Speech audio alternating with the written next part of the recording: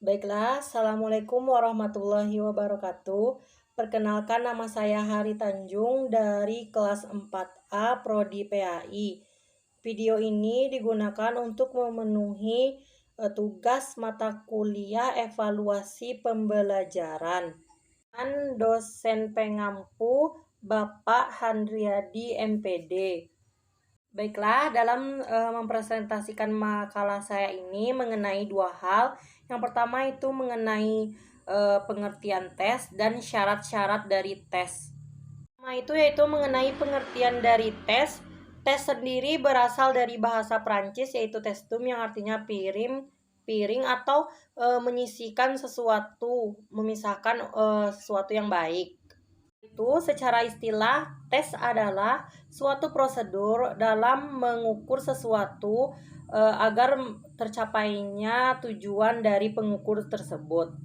Baiklah, setelah saya mendefinisikan mengenai tes, maka langsung masuk saja ke poin kedua, yaitu mengenai syarat-syarat dari tes.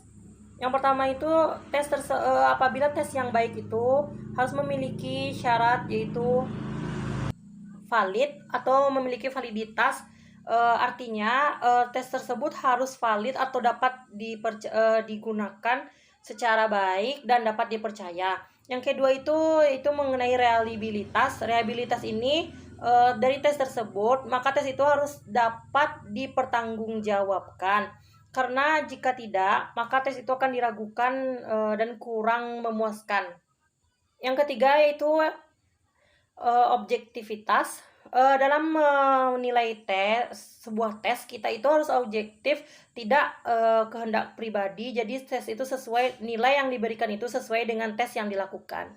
Yang keempat yaitu praktis. Kenapa sebuah tes itu harus praktis? Karena jika berbelit-belit atau sulit itu ya, jadi tes itu tidak dapat dilakukan dengan baik. Jadi praktis adalah cara yang paling tepat untuk menggambarkan sebuah tes yang baik atau benar. Selanjutnya ekonomis.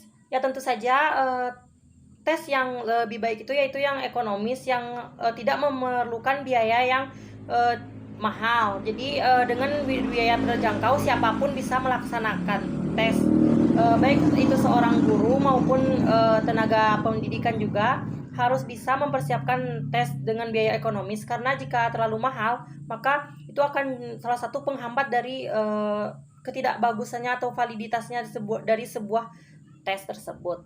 Jadi hanya itu mungkin yang saya dapat sampaikan kepada teman-teman semua. Mungkin jika kita simpulkan, jadi tes itu bisa disebut sebagai alat pengukur untuk sebuah pertanyaan atau jawaban yang kita berikan, misalnya dalam mengisikan ujian atau evaluasi seperti mata kuliah kita. Jadi tes ini digunakan untuk mengukur keakuratannya. Nah, untuk itu harus memenuhi 5 syarat yang telah saya sebutkan tadi. Jadi jika ada teman-teman yang mau bertanya, silahkan tanya di kolom komentar ya, dan jangan lupa subscribe ya. Saya tutup dengan Assalamualaikum. Assalamualaikum warahmatullahi wabarakatuh. Mohon maaf jika ada salah kata di pembicaraan saya tadi.